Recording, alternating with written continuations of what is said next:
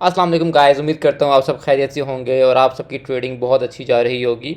चलिए चलते हैं अपने चार्ट्स पे और इंडेक्स पे और देखते हैं कि उसकी क्या सूरत हाल है। सबसे पहले हमारे सामने जो केसी इंडेक्स चल रहा है वो -0.56 से क्लोज़ हुआ है, जिसमें आप देख सकते हैं कि commercial, fertiliser, oil and gas, power, हर सेक्टर ही हमारा उड़ा पड़ा था सिवाय बैंकिंग सेक्टर के। बैंकिंग में भी चंद ही ऐसे बैंक्स हैं जो चले थे। सीमेंट थोड़ा सा चला था और हपको क्योंकि अपनी मेजर सपोर्ट पे था, इस वजह से वो चल गया था, उसमें बायर आ गया था। और एफर्ट जो है वो इस वक्त जो है एक तरह से अपने टॉप पे है और यहाँ से वो ऊपर निकलने की कोशिश कर रहा है और देखते हैं कब ये इसमें कामयाब होता है। तो चलिए चलते हैं अपने चार्ट्स पे।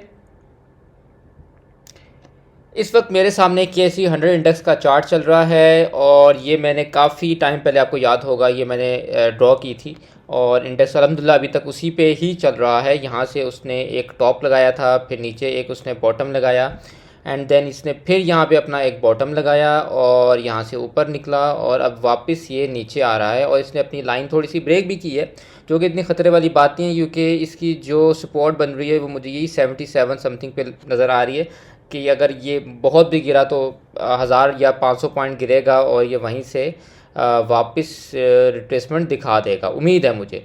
और इसका जो अभी टॉप यहाँ पे नज़र आ रहा है, जहाँ पे ख़त्म हो रहा है, ये कोई 80,000 और 81,000 में है। इसके बाद मार्केट डिसाइड करेगी, जो कि ये बन रहा है एंड ऑफ अगस्त और आप इसको सितंबर तक ले सकते हैं, कि जहाँ पे मार्केट डिसाइड करेगी किसने अब क्या करना है। क्या यहाँ पे इसने अपना टॉप लगा के यहाँ से नीचे जाना है या इसने यहीं से इम्प्रूवमेंट दिखा के ऊपर जाना है। और अगर यहाँ से ऊपर गया तो लगता यही है कि ये 89,000 तक जाएगा और उससे पहले ये नहीं रुकेगा, इतना जो है अंदाज़ा है। लेकिन अगर यहाँ से नीचे आता है तो उसमें भी कोई ख़तरे की बात नहीं, क्योंकि हमारी मार्केट बहुत ज़्यादा पॉइंट्स डाल चुकी है। तो अगर ये नीचे आए भी तो ये एकदम से इतनी गिरावट नहीं दिखाएगी कि आपको ये 30,000 या 40,000 पे नज़र आनी शुरू हो जाए। बहुत भी हुआ तो ये यहाँ से वापस 77 पे आएगी, 77 तोड़ा तो ये आपको 72,000 पे नज़र आएगी, 72,000 पे नज़र आएगी। इससे नीचे जाती ये मुझे फ़िलहाल नज़र नहीं आ रही। तो चलिए चलते हैं अपने बाकी चार्ट्स पे और देखते हैं कि वो हमें क्या कह रहे हैं। फ़िलहाल आपको इंडेक्स के बारे में परेशान होने की ज़रूरत नहीं है। इंडेक्स जो है मुझे अभी भी बहुत पॉजिटिव लग रहा है और उम्मीद है कि अभी डिविडेंड सेशन जो चल रहा है इसमें अच्छे डिविडेंड्स आएंगे और अच्छे पॉइंट्स डालेगी मार्केट और ये इंडेक्स वापस इम्प्रूव हो जाएगा।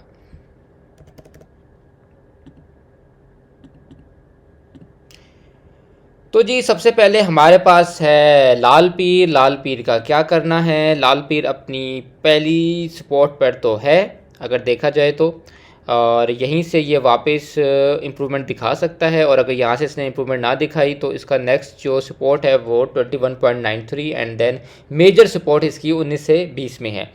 तो आपने अब इसका क्या करना है? पहली बात तो ये कि पावर सेक्टर में अभी आपको रिकमेंड नहीं करूँगा। उसकी रीज़न यही है कि उसकी न्यूज़ बहुत नेगेटिव चल रही हैं। इनके या तो जब तक अच्छे डिविडेंड अनाउंस नहीं होते आप इंतज़ार करें। अगर अच्छा डिविडेंड अनाउंस होता है तो फ़ौरन आप इसको मार्केट रेट पे या जो भी करंट रेट चल रहा है उस पर आप इसको ख़रीद सकते हैं।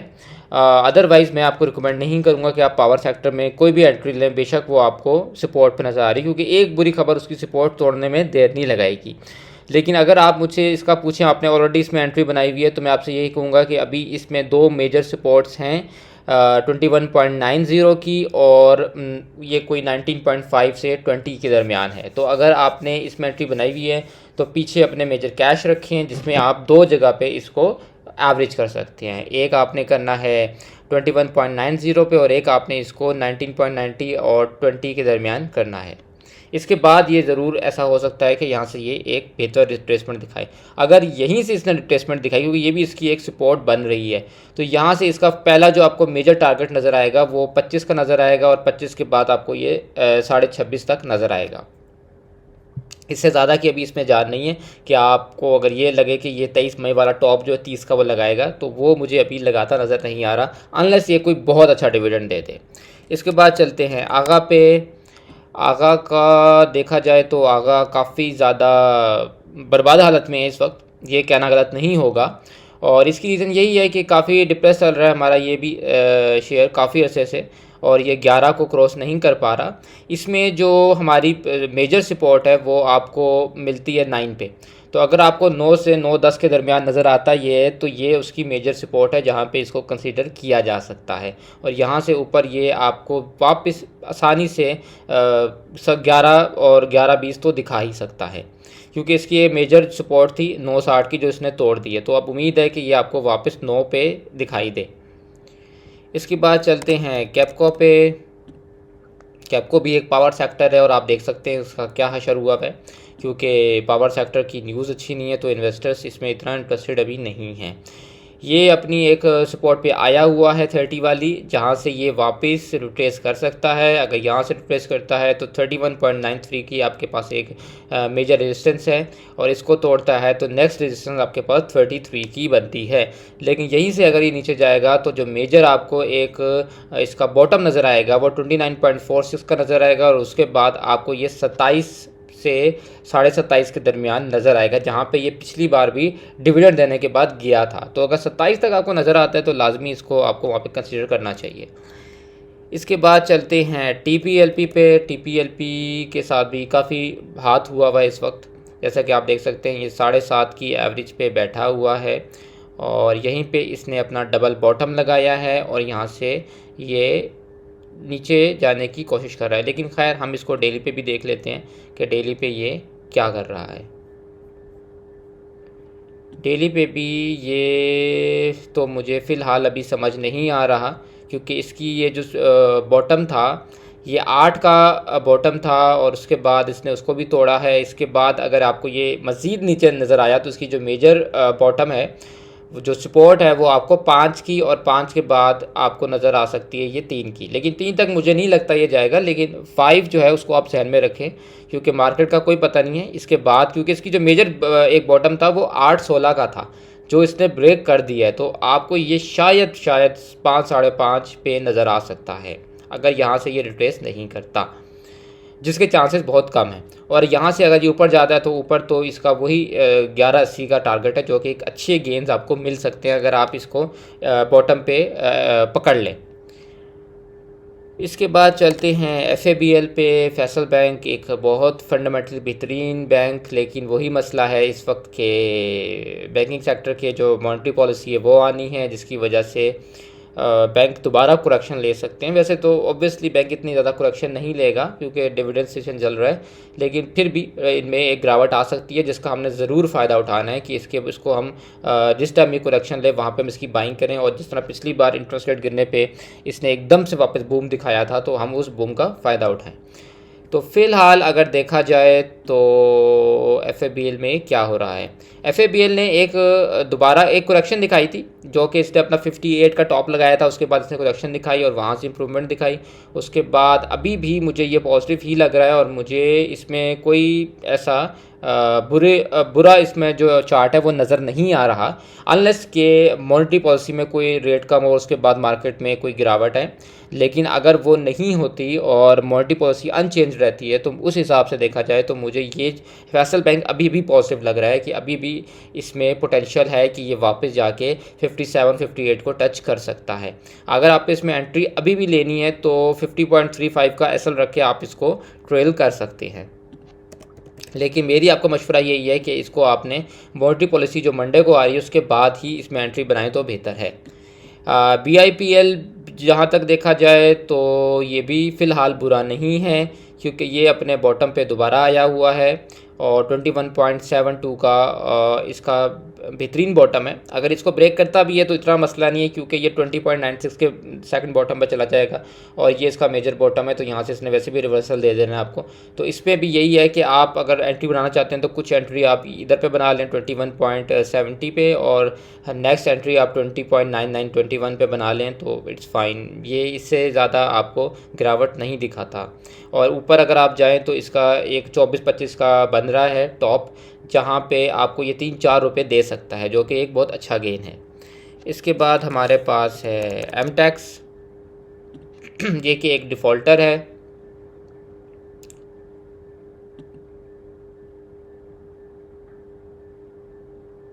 मैं भी वैसे पहली बार इस कंपनी को देख रहा हूँ, मैंने कभी इस कंपनी का चार्ट नहीं खोला, और ये कि एक ठीक कंपनी मुझे नहीं लग रही, क्योंकि इसने पहले 3-4 कैप लगाए और फिर बड़ा इन्वेस्टर उसमें से निकल गया पब्लिक को दे के, और वही एक पुराना वाला कहानी चल रही है।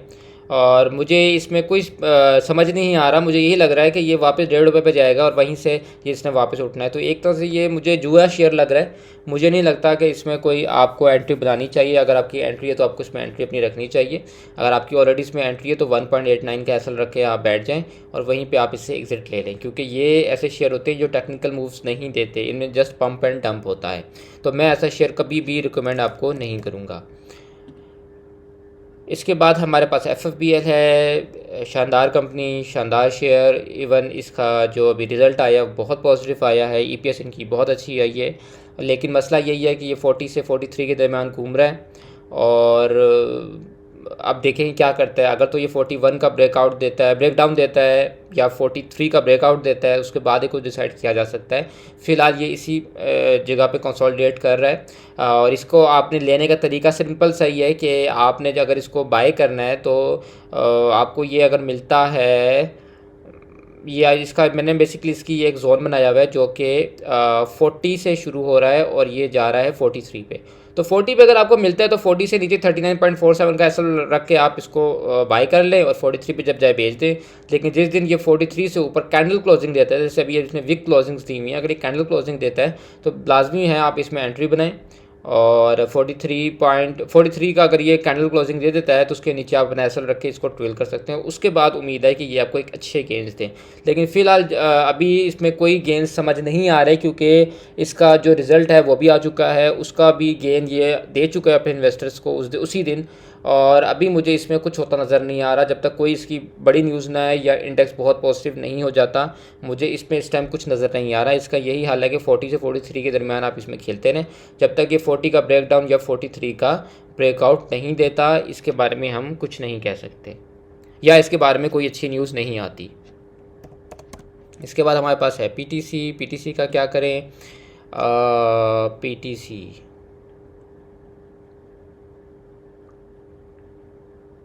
PTC भी काफ़ी गेंस देता है, लेकिन आजकल थोड़ा सा डिप्रेस चल रहा है। ये भी अपने डाउन ट्रेंड में है और अपनी जो है सपोर्ट पे है 11.90 की।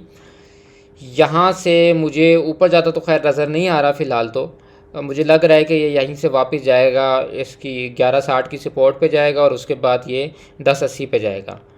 तो आपने ऐसे ही करना है कि या तो आप इसमें भी एंट्री ना बनाएं, इंतज़ार करें कि ये जाए 1160 या 1080 पे जाए, तो आपने इसमें एंट्री बनानी है और वहाँ से आपको एक बहुत अच्छे गेंस 14 और 15 के मिल सकते हैं।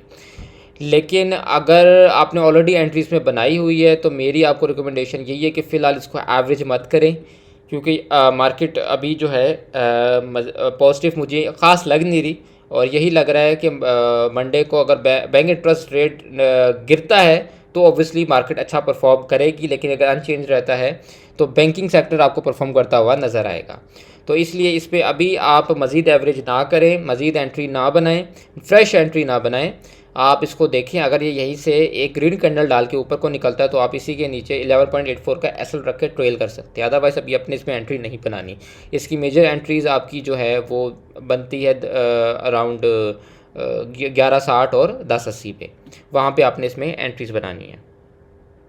इसके बाद आता है सी एनर्जी।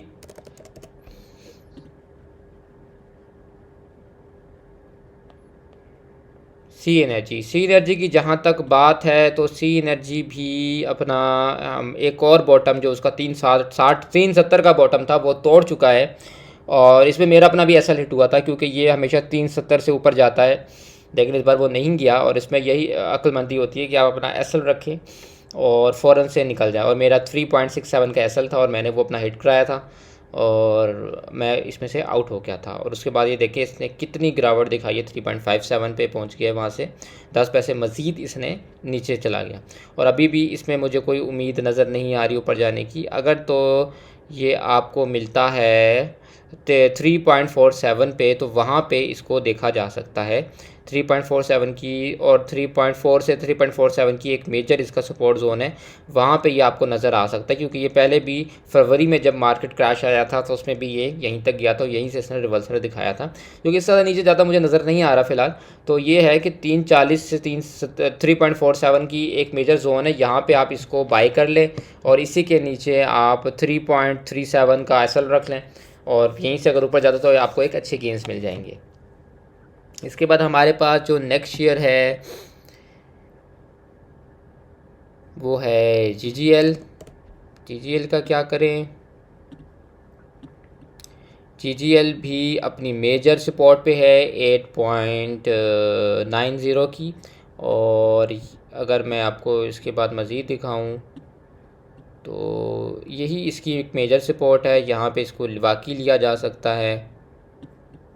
बिल्कुल ये अपनी मेजर सपोर्ट पे है 11.90 की। अगर आपने इसको बाय करना है तो आपने ये ख्याल रखना है कि आपने इसके बिल्कुल नीचे जो है आपने अपना एसएल रखना है, जहाँ से आप इसको, क्योंकि आप देख सकते हैं कि ये गया है 11.82 तक, और वहीं से इसमें वापस बायर एक्टिव हुआ है और उसको ऊपर ले गया है।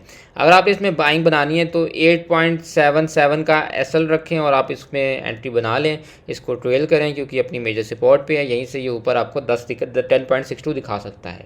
अगर नीचे मजीद जाता है तो एसएल हिट कराएं और आप बाहर हों, क्योंकि अपनी मेजर सपोर्ट पे है। यहाँ से उम्मीद है ये वापस ऊपर निकल सकता है अगर मार्केट पॉजिटिव होती है। इसके बाद है एयरलिंक। एयरलिंक का क्या किया जाए?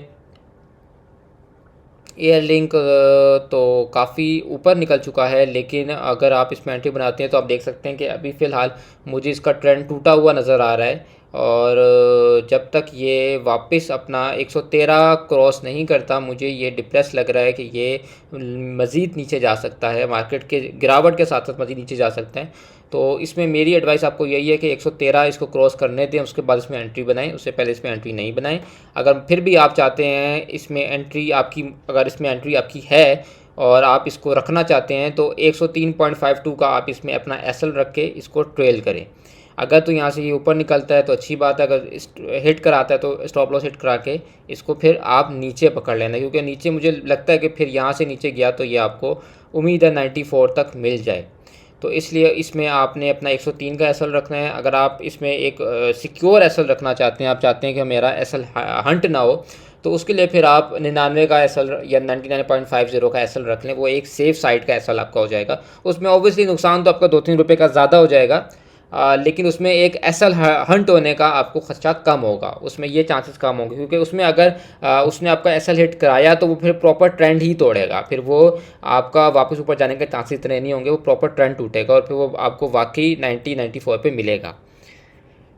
और यहाँ से अगर ये ऊपर जाता है तो ऊपर इसका वापस वही टॉप 113.14 का है। जब तक वो नहीं तोड़ता तो आप को ये शेयर नहीं लेना चाहिए, और वहीं पे इसमें दोबारा सेलिंग आएगी और आपको वहीं पे इसको सेल करना चाहिए। और जब ये 113.50 113 तोड़ता है, कैंडल क्लोजिंग देता है, वहाँ पे आप इसमें रीबाइंग कर सकते हैं। अगर आपको वॉल्यूम पड़ता हुआ नज़र आता है तो आप उसमें रीबाइंग करके बैठ जाएं और उसी के नीचे अपना एसएल रखें। लेकिन जब तक ये 113.50 113.80 नहीं तोड़ता, तब तक ये मज़ीद ऊपर नहीं जा सकता, और वहीं पे इसका मेजर सेलर बैठा हुआ है जो इसको वापस नीचे फेंक देता है। तो इसलिए आपने ये ख्याल रखना है कि अगर इससे आपकी बाइंग है या न्यू बाइंग की हुई है आपने, या न्यू बाइंग करना चाहते हैं, तो 113 से 113.80 तक आप लाजमी इसमें से निकल जाएं। उस तक आपने होल्ड नहीं रखना, कभी आप होल्ड रखें और बैकआउट के चक्कर में और ये वापस वहाँ से बैक फायर मार दे। इसके बाद है एवीएन।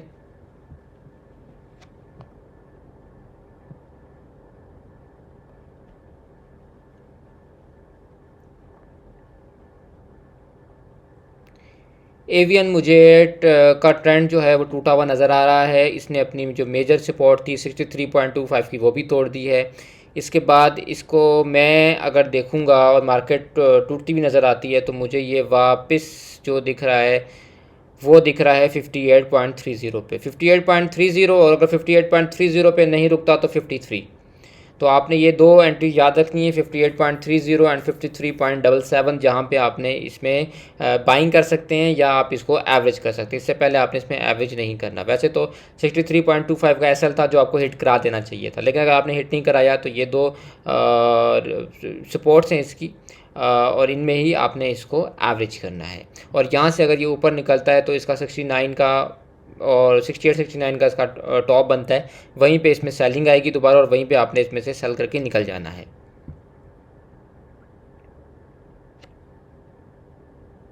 इसके बाद हमारे पास है नेटसोल।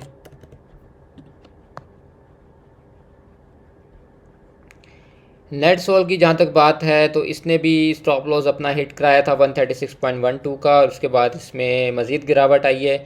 और मुझे यही लग रहा है कि ये यहाँ से अगर नीचे गया तो इसकी जो नेक्स्ट सपोर्ट बनती है, मेजर सपोर्ट 124.95 की, अगर आपको वहाँ पे मिले तो वाकई ये वहाँ पे एक इसकी मेजर सपोर्ट है। लेकिन उससे पहले आपको हो सकता है, अगर मार्केट मंडे को पॉजिटिव होती है तो आपको ये 134 से वापस रिवर्सल देता हुआ नज़र आ सकता है। अगर वहाँ से इसने आपको रिवर्सल नहीं दिया तो इसका जो सेकंड जोन बन रहा है मेजर सपोर्ट का, वो 124 से 127 की इसकी एक जोन बन रहा है, जिसमें आप इसको यहाँ पे आप इसको बाई कर सकते हैं। ये इसका एक जोन है, यहाँ पे आप इसमें बाइंग कर सकते हैं और उम्मीद है यहीं से ये वापस रिवर्सल देगा। अगर इसने यहाँ से रिवर्सल ना दिया तो इसकी फिर एक मेजर सपोर्ट 107 की है, जहाँ पे आप इसको मेजर बाइंग पे ख़रीद सकते हैं, क्योंकि 107 इसकी बहुत स्ट्रॉन्गर सपोर्ट है।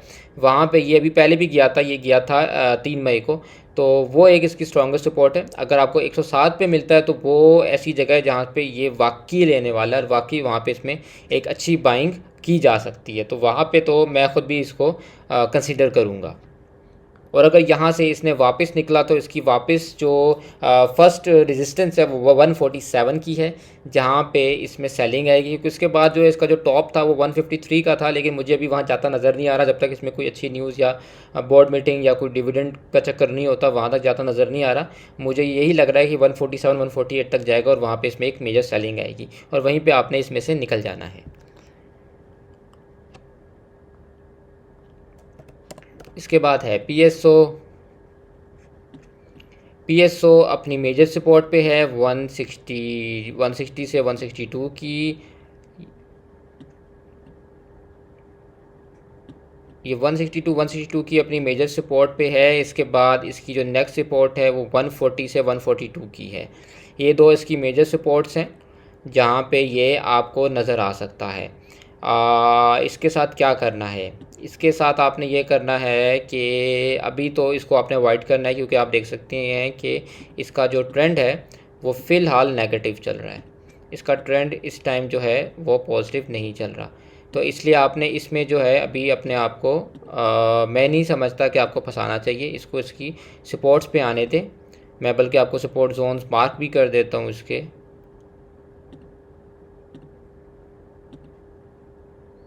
आपको इस सपोर्ट जोन में नज़र आ सकता है और इसके बाद आपको मज़ीद ये इस सपोर्ट जोन में नज़र आ सकता है। ये इसके दो सपोर्ट जोन्स हैं, यहाँ पे ये आपको नज़र आ सकता है और यहीं से आपको ये रिवर्सल भी दिखा सकता है। तो जब ये इन सपोर्ट जोन्स पे आए वहाँ पे आपने इसको कंसीडर करना है और आप मुझे बल्कि मैसेज कर सकते हैं। आपने जहन में रखना है जिस वक्त ये इस सपोर्ट्स पे आए तो आपने ज़रूर मुझे मैसेज करना है, मुझे बताना है कि ये इन सपोर्ट्स पे आया, फिर मैं आपको बताऊंगा इसमें एंट्री लेनी है क्योंकि नहीं लेनी। मैं इसलिए आपको इसकी सपोर्ट्स अभी रिकमेंड नहीं कर रहा कि यहाँ पे आप इसमें बाइंग कर लेना, क्योंकि ये थोड़ा सा आजकल डिप्रेस चल रहा है। उसका ट्रेंड भी जो है इस टाइम नेगेटिव चल रहा है और जब से इसने 188 लगाया है तब से ये डिप्रेस ही चल रहा है। तो मैं अभी आपको इसकी सपोर्ट्स कंफर्म नहीं दे सकता। हाँ, अगर ये आपको मिलता है अपनी इस लोएस्ट बॉटम पे, जो कि इसका ये 136 से 143 का है, यहाँ पे मिलता है तो डेफिनेटली इसको कंसिडर करना चाहिए। लेकिन जो इसका ये वाला जोन है ये एक बहुत रिस्की जोन है, जहाँ से ये वापस रिवर्सल भी दे सकता है और यहाँ से नीचे भी जा सकता है। तो इसको एक बार अपने इस बॉटम को, जो 155 का बॉटम है, ये लगाने देना है आपने। और जिस दिन ये लगाए आपने मुझे बताना है, उसके बाद मैं आपको बताऊंगा कि आपने इसमें एंट्री अभी बनानी है या इसको मज़ीद इसके सेकंड जोन में आने का इंतज़ार करना है। इसके बाद नेक्स्ट हमारे पास क्या है, नेक्स्ट हमारे पास है पीपीएल।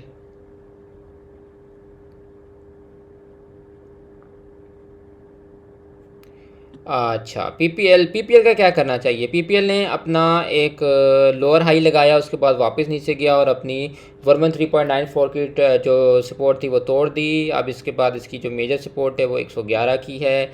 111 के बाद ये आपको मिलेगा 105 और फिर 100 पे। अगर तो ये आपको 100 से 105 के दरमियान मिले तो लाजमी इसको लेना चाहिए, क्योंकि वो इसकी मेजर सपोर्ट है और ये वहीं से वापस भागता है। लेकिन 110 से 111 में भी ये बुरा नहीं है, वहाँ भी इसको कंसीडर किया जा सकता है। और वहीं पे आप इसमें लाइक हाफ़ बाइंग आप इसकी 110 से 11 में कर लें और हाफ़ बाइंग आप इसकी 100 से 105 में कर लें। आपकी एक अच्छी एवरेज बन जाएगी और उसके बाद ये ऊपर निकला तो ये आपको 119-20 की अच्छी रैली करा सकता है, तो वहाँ आप इसे कंसीडर कर सकते हैं। इसके बाद आता है हप्को में क्या किया जाए। हप्को अपनी सपोर्ट पे था 145 की और वहीं से इसने वापस रिट्रेस किया है और ये ऊपर आया है। अगर आपने इसमें एंट्री बनानी है तो 144.90 का एसएल रख के आप इसको ट्रेल कर सकते हैं, और अगर यहाँ से ये ऊपर जाता है तो ये आपको 163 तक 160 से 163 आराम से दिखा सकता है। पहले तो इसको थोड़ा सा सैलल मिलेगा 155 पे। अगर आपने इसमें बाइंग करनी है तो आप 155 पे पहले इसमें से एग्ज़िट ले लें, और जैसे ये 155 का ब्रेकआउट देता है आप इसमें री एंट्री बना के इसको 165 164 165 पे निकाल दें। तो कुछ पैसे आप यहाँ बना लेंगे और 10 रुपये आप यहाँ बना लेंगे। यहाँ पे आपने होल्ड नहीं करना, क्योंकि उम्मीद है ये यहीं से वापस बैकफायर मारे, क्योंकि न्यूज़ जो है कुछ नेगेटिव चल रही है पावर की। तो मुझे नहीं लगता कि इन्वेस्टर इतना कॉन्फिडेंट होगा कि ये इसको 165 तक होल्ड रखेगा। तो 155 पे आपने इसमें से निकल के इसकी री एंट्री बनानी है जब ये 155 का 0.56 का आपको ब्रेकआउट दे, और उसके बाद आपने इसमें वो ये 164 165 पे इसमें से एग्जिट ले लेना है। और मुझे लगता है कि ये मीटिंग जब इसकी अनाउंस होगी, डिविडेंड अनाउंस होगा, उस पर ये वाकई भागेगा, क्योंकि ये अच्छा डिविडेंड देगा। क्योंकि पिछली बार इसने अच्छा डिविडेंड नहीं दिया, तो मुझे उम्मीद है अब ये अच्छा डिविडेंड देगा। इसके बाद आता है कॉसम का क्या करना चाहिए। कॉसम भी बहुत मार खाए हुए है इस वक्त। जहाँ तक कॉसम की बात है तो कॉसम अपने मेजर सपोर्ट पे है 3.66 की, जहाँ से ये मज़ीद नीचे जाता नज़र आ रहा है, और इसकी नेक्स्ट सपोर्ट 3 की है। वैसे तो इसकी एक मेजर सपोर्ट 1.8 1.9 की भी है, लेकिन वहाँ तक ज़्यादा नज़र नहीं आ रहा अभी। ये 3 तक तो नज़र आ रहा है। अगर आपको ये 3 पे मिलता है तो आप इसमें जो है हाफ़ बाइंग कर सकते हैं। अगर ये फॉर एग्जांपल ये सपोर्ट तोड़ता भी है और ये 1.80 से लेके 2 तक जाता है तो हाफ़ बाइंग आप वहाँ पे कर लें इसमें। लेकिन ये 3 की जो है एक अच्छी सपोर्ट है, अगर यहाँ पे आए तो आप इसे कंसीडर कर सकते हैं। और अगर ये यहीं से वापस भागता है, क्योंकि आप देख सकते हैं इसमें भी इसमें एकदम से बायर एक्टिव हुआ था, तो आप इसको 3.49 का एसएल रख के ट्रेल कर सकते हैं, अगर इसमें एक ग्रीन कैंडल मंडे को पड़ जाती है तो, वरना आपने इसको 3 से पहले नहीं छेड़ना। इसके बाद हमारे पास कॉसम के बाद है ट्रीट।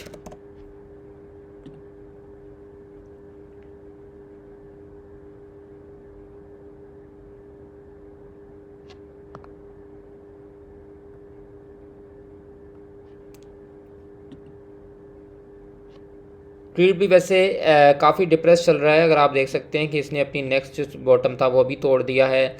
इसके बाद मुझे जो ट्रीट है ये जाता हुआ नज़र आ रहा है 14 पे, और 14 के बाद मुझे ये नज़र आ रहा है 12.80 पे। तो आपने इसको इसी तरह से देखना है कि अगर तो आपको ये मिलता है 14 की रेंज में, तो 14 पे मिलता है तो आपने वहाँ पे इसमें एक बाइंग कर सकते हैं। वैसे मुझे उम्मीद नहीं है कि ये 12.5 तक जा सकता है, लेकिन मार्केट है, मार्केट का आप कुछ नहीं कह सकते। तो इसमें आपने यही करना है कि 14 पे इसको कंसिडर कर सकते हैं। वैसे तो इसकी ये भी एक सपोर्ट बन रही थी जहाँ से इसको वापस जो है बायर जो है एक्टिव हुए हैं, इसको वापस लेके गए ऊपर। लेकिन ट्रेड जो है उसकी मुझे अभी तक नहीं लगा कि उसमें कोई ऐसी न्यूज़ है या उस पर इन्वेस्टर इतना कॉन्फिडेंट है कि इसको अभी बाई करेगा। तो मेरी आपको रिकमेंडेशन ये है कि 14 से पहले आप ट्रेड के बारे में मत सोचिए। अगर आपने एवरेज भी करना है तो वहाँ पे करना। इसके बाद जो इसका टॉप बन रहा है वो 16.95 और 18.36 का बन रहा है, जहाँ पे ये आपको आपकी रजिस्टेंस बन रही है, जहाँ पे आप इसे प्रॉफिट बुकिंग कर सकते हैं। ट्रेड के बाद आता है हमारा पीआरएल जैसे कि जुम्मे को भी अपनी बॉटम पे था, और मैंने लोगों को कहा भी था कि अगर आपने एंट्री बनानी तो वाकई इसमें बना सकते हैं, क्योंकि अपनी मेजर बॉटम पे है। यहाँ पे आपने एंट्री बनानी तो 21.90 का एसएल रख लें, या 21.95 का आप अपना एसएल रख लें और इसको ट्रेल करें। यहाँ से ऊपर गया तो 27 इसका बहुत प्यारी इसकी रेजिस्टेंस बन रही है, जहाँ पे ये आपको नज़र आ सकता है। और अगर आप उससे पहले इसमें से निकलने का देखें तो इसकी एक और जो रेजिस्टेंस बन रही है वो 25 से 25.5 की बन रही है, जहाँ पे अगर आप चाहें तो आप इसमें से निकल सकते हैं और इसको 25.50 की ब्रेकआउट के बाद दोबारा ले सकते हैं फॉर द टारगेट ऑफ 27.25, अगर आप इसको होल्ड नहीं करना चाहते। वैसे अगर आप इसे होल्ड करें तो ये एक ऐसा शेयर है, ये 27 तो वाकई आपको बार बार दिखाई देता है, लेकिन जैसे कि आपको पता है कि मार्केट ऐसी नहीं चल रही कि शेयर को होल्ड किया जाए, और मैं खुद भी प्रॉफिट बुकिंग रिकमेंड करता हूँ। तो मेरी एडवाइस आपको यही है कि 25 25.5 पे आप इसमें से निकल जाएं, और जैसे ये आपको जो है ब्रेकआउट देता है उसके बाद आप वाकई दोबारा इसमें एंटर हो जाएं और 1-1.5 रुपया आप दोबारा इसमें कमा लेंगे। लेकिन 25 से 25.5 में आप इसमें से निकल जाएं तो ज़्यादा बेहतर है, क्योंकि मार्केट इतनी पॉजिटिव नहीं चल रही, और PRL जो है इसकी कोई ऐसी भी न्यूज़ नहीं है मार्केट में जिसकी वजह से इसमें एक मेजर पंप आए कि आपको वापस 27 दिखा सके। इसके बाद क्या है, PRL के बाद आपको नज़र आ रहा है ATRL का क्या किया जाए। ATRL भी एक बहुत बेहतरीन शेयर है, लेकिन अभी थोड़ा सा डिप्रेस चल रहा है, बाकी रिफाइनरीज की तरह भी। इसमें भी आपने 337.51 का एसएल रख के आप इसको ट्रेल करें फॉर द टारगेट ऑफ 396, और वहाँ पे आप इसको सेल कर सकते हैं। उससे पहले आपका एक जो सेलिंग पॉइंट बन रहा है वो 372 बन रहा है, तो ना करते हुए भी इसमें 20-30 रुपये तो मुझे अभी भी नज़र आ रहे हैं, इसका पोटेंशियल इसमें है। वैसे इसकी जो मेजर एक और सपोर्ट है 290 की है, जहाँ पे ये गया नहीं, लेकिन अगर जाए तो वहाँ पे भी इसको आप कंसिडर कर सकते हैं, वो इसकी एक बहुत मेजर सपोर्ट है। लेकिन अभी अगर आपने इसमें बाइंग करनी है तो आपने यही 337 से 338 का आप अपना इसमें एसएल रख के इसको ट्रेल करें, और जब ये ऊपर जाए तो आपके पास 20 से 30 रुपये ना करते हुए भी इस शेयर में मौजूद हैं। एक आपने इसकी यहाँ सेलिंग करनी है 370 के करीब, और देन 396, दो आपके पास इसकी रेजिस्टेंस बन रही हैं। इसके बाद आता है DFML जो है, इसके बारे में मैं आपको कुछ नहीं कहूँगा, क्योंकि ये इसकी अपनी कोई मटेरियल इन्फॉर्मेशन चलती रहती हैं और वो बस चल रहा है उसके ऊपर। लेकिन जहाँ तक अगर मैं आपको बाइंग की कहूँ तो मैं यही कहूँगा कि इसका जो टॉप है वो 46 का बन रहा है और अभी ये 42 पे है, और मैं नहीं समझता कि 3-4 रुपये के लिए आपको इसमें एंट्री बनानी चाहिए, क्योंकि इसमें इतना पोटेंशियल नहीं है। मैं हमेशा लोगों को कहता हूँ कि चीज़ को बॉटम पे उठाएं। हाँ, अगर आप मुझे कहते हैं 16-16.5 पे, मैं डेफिनेटली आपको कहता कि आप इसको ख़रीद लें, लेकिन जितने टॉप पे पहुँचा हुआ है और इसमें कोई मुझे इस टाइम 3 या 4 रुपये नज़र आ रहे हैं, तो मैं नहीं समझता 3-4 रुपये के लिए आपको इसमें एंट्री बनानी चाहिए, क्योंकि रिस्क फैक्टर बहुत ज़्यादा है। तो आपने अगर इसमें एक तरह से रिस्क लेना है तो वो तो आप ले सकते हैं, लेकिन क्योंकि इसका जो एसएल है वो भी बहुत नीचे बन रहा है, मेजर एसएल इसका कोई 10 रुपये नीचे बन रहा है, तो मैं आपको कभी भी ये शेयर रिकमेंड नहीं करूँगा जिसमें आपका जो प्रॉफिट और लॉस रेशो है वो बहुत डिफरेंट है, कि एक तरफ आप 4 रुपये कमाएंगे, एक तरफ आप अपना जो एसएल हिट कराएंगे वो 10 रुपये नीचे हिट कराएंगे। तो मैं आपको अभी DFML रिकमेंड नहीं करूँगा, मैं यही कहूँगा इसको अवॉइड करें। अगर इसमें एंट्री बनाई हुई है तो 46 पे निकल जाना, और अगर एंट्री नहीं बनाई हुई तो फ़िलहाल आप इसे अवॉइड करें जब तक ये अपना ये 48.46 को ब्रेकआउट नहीं देता।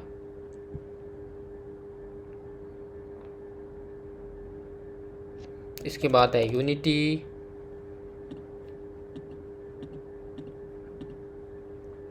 की जहाँ तक बात की जाए तो यूनिटी ने अपना वापस एक टॉप लगाया था 35.63 का, उसके बाद एक गिरावट उसमें नज़र आ रही है। इसकी जो नेक्स्ट सपोर्ट है वो 27.27 की है, देन 25.5 की है, एंड देन 23.50 की है। इन सपोर्ट्स पे आए तो आपने इनमें इसकी बाइंग करनी है, और ये वापस आपका टारगेट जो है वो 34.98 का नज़र आ रहा है।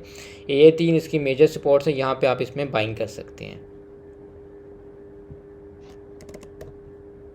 इसके बाद हमारे पास है FFL का क्या किया जाए।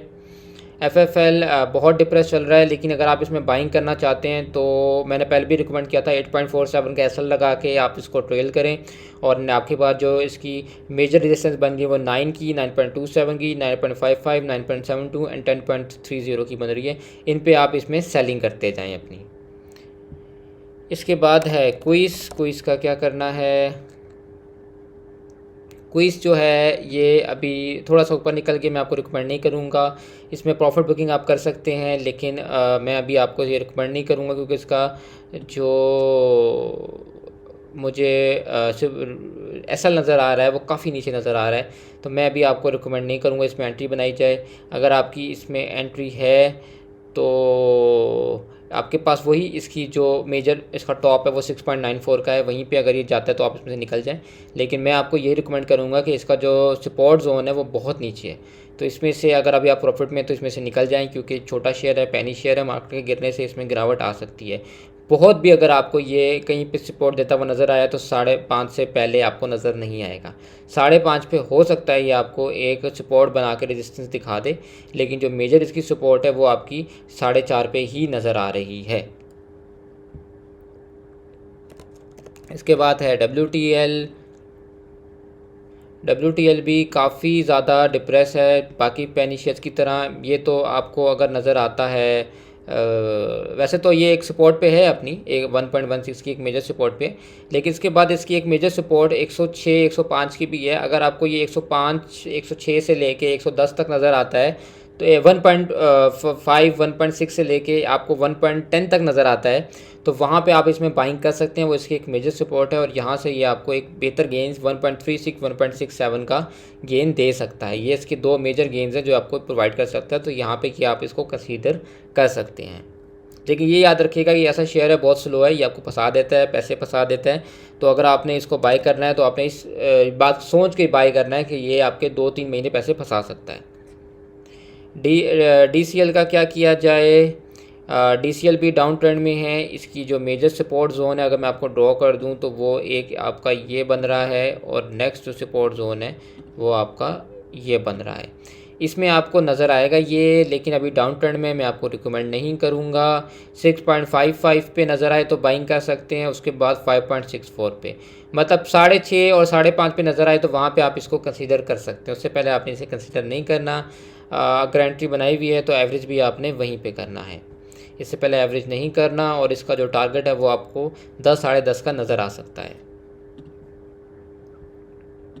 लेकिन अगर मैं इसको 1 आवर चार्ट पे भी देखूं तो वहाँ पे भी मुझे ये फ़िलहाल इतना पॉजिटिव नज़र नहीं आ रहा। वैसे इसकी एक सपोर्ट तो ये बन रही है, लेकिन मार्केट जितनी डिप्रेस है और एक पेनी शेयर है, तो मैं आपको रिकमेंड यही करूँगा कि जब तक आपको ये 5.5 और 6.5 के दरमियान नज़र नहीं आता तो उससे पहले आप इसको एवरेज ना करें।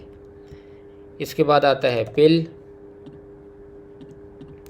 पिल का क्या किया जाए? पिल एक काफ़ी गंदा शेयर है, ये आपको नज़र आएगा 1 रुपये पे। वहाँ पे आप इसको मैं नहीं समझता ख़रीदना चाहिए, लेकिन अगर आपने ख़रीदा हुआ है तो 1.47 का इसका स्टॉप लॉस था जो आपको हिट कराना चाहिए। अगर सुबह पंप आता है इसमें तो 1.47 का एसएल पे आप इसको हिट करा सकते हैं, क्योंकि मुझे इसमें कोई भी पोटेंशियल नज़र नहीं आ रहा। ये एक बहुत गंदा शेयर है। ये आपको 1 रुपये में नज़र आ सकता है, 1 रुपये से 1 रुपये 10 पैसे में नज़र आ सकता है। अगर आपने लिया हुआ है और बहुत लॉस में तो मैं रिकमेंड करूँगा फिर ना ही कुछ करें, क्योंकि कितना ही लॉस आप बुक करेंगे। फिर अगर ये 1 पे जाता है तो वहाँ पे इसको देखें। लेकिन अगर आप ऑलरेडी इसमें प्रॉफिट में हैं या आप न्यू एंट्री बनाना चाहते हैं तो मैं कहूँगा इसको अवॉइड करें। ऐसे शेयर में ना मैं काम करता हूँ, ना मैं ऐसी शेयर की किसी को रिकमेंडेशन देता हूँ। इसके बाद यूसुफ है। यूसुफ ने अपने बॉटम लगाया, वहाँ से इसने सपोर्ट पकड़ी है। अगर आप इसमें एंट्री बनाना चाहते हैं तो 2.78 का एसएल रख के आप इसमें एंट्री बनाएं और इसको 3.27 के लिए ट्रेल कर सकते हैं, जो कि इसकी एक रेजिस्टेंस बन रही है। उससे ऊपर जाता है तो ये आपको 3.5 तक नज़र आ सकता है।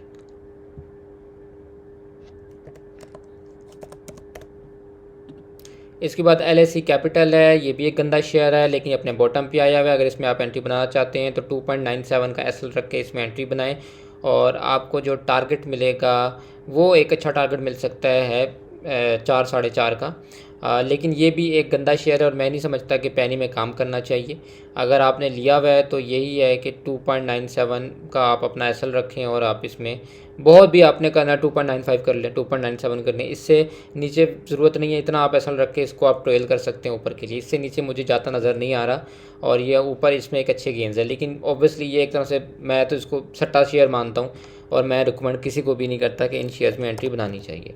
इसके बाद NRL है। नेशनल रिफाइनरी का क्या किया जाए? नेशनल रिफाइनरी अपने बॉटम पे जा रही है। 235 पे अगर नज़र आए तो वहाँ पे इसे कंसीडर किया जाता है विद द SL ऑफ 234। इसके बाद मज़ीद नीचे जाता है तो 205 है इसके पास। 205 पे अगर आप इसको कंसीडर करते हैं तो आपने इसमें अपना एसएल जो है वो 202 203 का एसएल रख के आप इसको ट्रेल कर सकते हैं। वहाँ से ये अच्छी रिट्रेसमेंट दिखा सकते हैं आपको। तो मेरी आपको एडवाइस यही है कि फ़िलहाल इसमें एंट्री ना बनाएं, इसको 235 पे आने दें। 235 पे जब ये आता है वहाँ पे ये ग्रीन कैंडल डाल के ऊपर निकलता है तो आप उसके नीचे एसएल रख के इसको ट्रेल कर सकते हैं। अदरवाइज़ आपने इसमें एंट्री नहीं बनानी जब तक ये 205 पे नहीं आता। और अगर 205 पे आपको ये मिलता है तो एक बेहतरीन एंट्री होगी, क्योंकि यहाँ से 255 और 300 दिखा सकता है। इसके बाद एफर्ट है, एफर्ट का क्या किया जाए।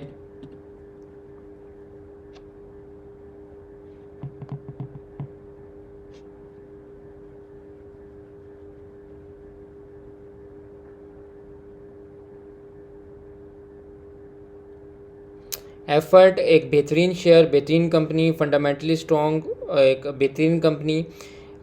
इसमें 175 का इसका टॉप है, यहाँ पे जाएगा तो इसमें सेलिंग एक्सपेक्टेड हो सकती है, लेकिन उम्मीद है उस वक्त तक इसकी बीओडी अनाउंस हो जाए और इसका डिविडेंड आ जाए। अगर इसका डिविडेंड आता है और वो 7 से 8 रुपया एक्सपेक्टेड है जो कि आएगा, वहाँ पे ये मज़ीद आपको 10 से 15 रुपया गेन दे सकता है और ये आपको 190 से 200 पे भी नज़र आ सकता है, क्योंकि जो इसकी ट्रेंड लाइन है वो 195 की बन रही है। इसको बीओडी और डिविडेंड जो है बहुत पम्प कर सकता है और आपको ये 200 पे नज़र आ सकता है। और अभी जो इसका पहला टारगेट है विदाउट बीओडी एंड डिविडेंड वो 175 का टॉप है, जहाँ पे आपको इसमें सेलिंग नज़र आ सकती है। अगर इसमें एंट्री है आपकी तो आपने इसमें 175 पे इसमें निकल सकते हैं। अगर आपके पास लॉन्ग टर्म में फिर कोई मसला नहीं, फिर आप इसे रख सकते हैं। ये एक बेहतरीन कंपनी है, बेहतरीन फंडामेंटल्स वाली कंपनी है और टेक्निकली भी ये बहुत स्ट्रॉन्ग इस टाइम है, तो आप इसको कंसीडर कर सकते हैं for the target of 175 and then BOD and dividend announcement पे आप इसको 195 के टारगेट पे देख सकते हैं। इसके बाद हमारे पास है EPCL। EPCL एक केमिकल्स का शेयर है जो कि काफ़ी डिप्रेस चल रहा है बाकी केमिकल सेक्टर की तरह। अगर ये आपको 40 से 42 में नज़र आता है वहाँ पे आप इसमें बाइंग करें और इसको आप रखें 47 के टारगेट के लिए, वहाँ पे आप इसमें से एग्जिट ले लें। वैसे ये 45 से 47 में जाता है तो आप ऐसा कर सकते हैं 40 से 42 में इसमें बाइंग करें और उसके बाद 45 में इसमें से एग्जिट ले लें। अगर ये 45 क्रॉस करता है तो री एंट्री बना के 47.47 के TP रख सके, वहाँ पे आप इससे एग्जिट ले सकते हैं। इसके बाद है साजियो। साजियो का क्या किया जाए। साजियो फ़िलहाल डाउन ट्रेंड में है, मैं रिकमेंड नहीं करूँगा। 1056 का इसमें एसएल था, अगर इसमें पंप आता है तो वहाँ पे आप इससे एग्जिट ले सकते हैं। फ़िलहाल डाउन ट्रेंड में है, मैं अभी फ़िलहाल साजियो रिकमेंड नहीं करूँगा।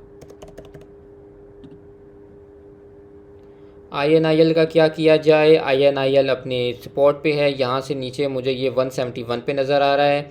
171 के बाद इसकी मेजर सपोर्ट जो है वो 162 की है, काफ़ी ऊपर है। मैं अभी रिकमेंड नहीं करूँगा INIL आपको, इसको थोड़ा सा नीचे आने दें उसके बाद इसको देखते हैं। फ़िलहाल डाउन ट्रेंड में है, अगर लिया हुआ है तो आपकी 176.63 का एसएल है वो रखना पड़ेगा आपको, क्योंकि नीचे 171 है और उसके बाद इसमें 160 की सपोर्ट भी है और मेजर सपोर्ट 145 की भी है।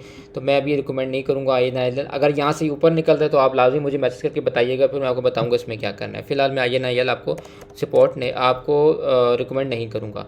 टॉवल है, टॉवल का क्या करना है। एक डिप्रेस्ड और गंदा शेयर, मैं रिकमेंड नहीं करूँगा।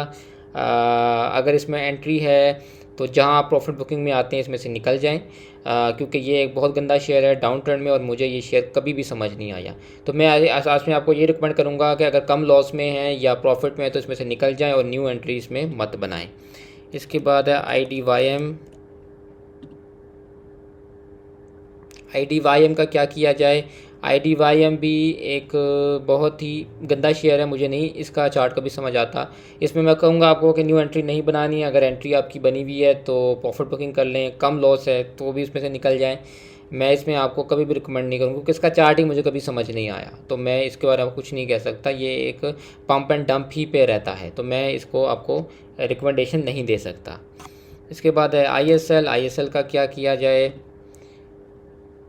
ISL आपको 79 पे नज़र आएगा, 79.62 पे नज़र आएगा। उसके नीचे ही अपना SL रखे आप, 79.30 का SL रखे आप इसको ट्रेल कर सकते हैं फॉर द टारगेट ऑफ 87। इसके बाद है इंडस। इंडस का क्या किया जाए। इंडस एक बेहतरीन कंपनी, बेहतरीन शेयर। फ़िलहाल आपने अगर इसमें एंट्री बनाई हुई है तो 1677.22 का SL रख के इसको ट्रेल करें फॉर द टारगेट ऑफ 1711.98। वहाँ पे ये जाएगा, वहाँ पे आप इसको सेलिंग भी नज़र आएगी, वहाँ पे आपने सेल करके जैसे ही यहाँ से ऊपर कैंडल ब्रेकआउट देता है आपने री एंट्री बना सकते हैं और फिर ये एक नया हाई लगाएगा, वहाँ से जैसे ही ये रेड कैंडल डाल के नीचे आएगा वहाँ पे इसमें से निकलना है। बस आपने मुझे मैसेज कर देना है जैसे ये 171.11 से लेके ये 171.5 से ऊपर ये क्लोजिंग देता है, कैंडल क्लोजिंग देता है, यहाँ पे आपने मैं आपको जोन ड्रॉ कर देता हूँ कि जैसे ये इस जोन को ब्रेकआउट देता है, कैंडल ब्रेकआउट देता है, आपने मुझे लाजमी बताना है, मैं फिर बताऊँगा कि इसका नेक्स्ट टारगेट क्या हो सकता है और इसने कहाँ तक जाना है। फ़िलहाल इसका टारगेट यही है कि ये 1714 1715 तक ही जा सकता है, इस ऊपर अभी नहीं जाएगा। इसके बाद है हमारे पास एंग्रो का क्या करना है, एक बेहतरीन कंपनी, बेहतरीन शेयर। मैं आपको कहूँगा एंग्रो का कि ये 327 पे आप इसमें बाइंग कर सकते हैं, 321 पे बाइंग कर सकते हैं और 307 पे बाइंग कर सकते हैं। ये 3 इसकी सपोर्ट जोन्स है, यहाँ पे आए तो इसमें आप बाइंग कर सकते हैं। वैसे मैं आपको रिकमेंड करूँगा कि आपने 307 से 320 321 में इसमें एक्यूमुलेशन करनी है for the target of 333 and 345। यहाँ से ये आपके टारगेट जोन है। मैं आपको टारगेट जोन ड्रॉ कर देता हूँ, ये इसका टारगेट जोन है। फर्स्ट आपको इसमें जो सेलिंग नज़र आएगी वो 342 से 348 के दरमियान आपको इसमें एक सेलिंग नज़र आ सकती है, जहाँ एक हैवी सेलिंग नज़र आ सकती है।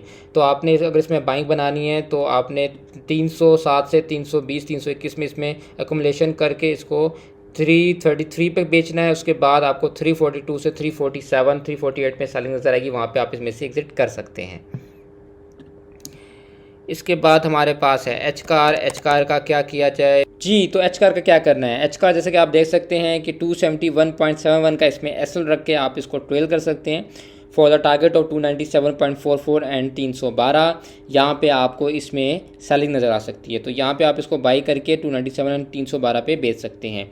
और मैंने वैसे पहले भी इस शेयर को रिकमेंड किया था और मैंने सबसे यही कहा था कि अगर ये आपको यहीं से रिवर्सल दिखाता है 277 से फ्राइडे को, तो इसमें लाजमी बाइंग करें, और वहीं से उसने रिवर्सल दिखाया है। तो अगर अभी भी आपने लेना है तो 270 आप 271 का 272 का आप इसमें एसएल रख सकते हैं, आराम से रख सकते हैं, और वहाँ से ही आपने इसमें एक आपको अच्छा रिवर्सल नज़र आएगा और 297 और 312 पे इसे बेच दें। यहाँ से मज़ीद ऊपर निकलेगा तो फिर देखेंगे क्या करना है, लेकिन फ़िलहाल इसके यही 2 टारगेट्स हैं। सो गाइज़ ये थी आज की एक वीडियो। मैंने सोचा आप लोगों के शेयर डिस्कस करूँ, उनके बारे में आपको बता दूं कि क्या करना है। उम्मीद करता हूँ आपको ये वीडियो पसंद आई होगी। अगर कोई और शेयर आपका रह गया हो तो मुझे मैसेज करके व्हाट्सएप पे बता दीजिएगा, मैं आपको उसके बारे में भी एनालिसिस करके दे दूँगा। फ़िलहाल यहीं तक थी वीडियो, उम्मीद करता हूँ आपको वीडियो पसंद आई होगी। सेकंड ये है कि केसी इंडेक्स फ़िलहाल जो है थोड़ी सी गिरावट दिखा रहा है, लेकिन उसमें अभी भी बहुत जान बाकी है और बहुत पोटेंशियल उसमें नज़र आ रहा है मुझे। तो उम्मीद है कि ये नेक्स्ट वीक जो है वो वापस हमें पॉजिटिव नज़र आएगा और हमें केसी इंडेक्स जो है पॉइंट डालता हुआ नज़र आएगा, क्योंकि हमारा जो डिविडेंड सीज़न है वो चल रहा है और बहुत से डिविडेंड बोर्ड मीटिंग्स अनाउंस होंगी, बहुत से अच्छे डिविडेंड्स आने हैं, जिसकी वजह से केसी इंडेक्स बेहतरीन परफॉर्म कर सकता है। तो आपने घबराना नहीं है, बस अपना एसएल्स मेंटेन रखने हैं और अपने पास कैश रखना है, ताकि कहीं पे भी आपको इसमें गिरावट नज़र आए, कहीं पे भी आपको अच्छा मौका नज़र आए, अपॉर्चुनिटी नज़र आए, क्योंकि जो ब्लड बात होता है बेसिकली वो एक आपकी अपॉर्चुनिटी होती है। जैसे कि आप देख सकते हैं कि ये जो ब्लड बात हुआ था ये भी एक फ्राइडे को अपॉर्चुनिटी थी। तो हमेशा अपॉर्चुनिटी को अवेल किया करें, अपने पास कैश रखा करें और कम से कम शेयर्स में अपनी एंट्रीज बनाया करें, ताकि जब भी ब्लड बात हो आप उसका भरपूर फ़ायदा उठाएं और बॉटम पे शेयर्स को आप एवरेज भी कर सकें और न्यू बाइंग भी बना सकें। मिलते हैं आपसे नेक्स्ट वीडियो में, तब तक के लिए take care and good bye.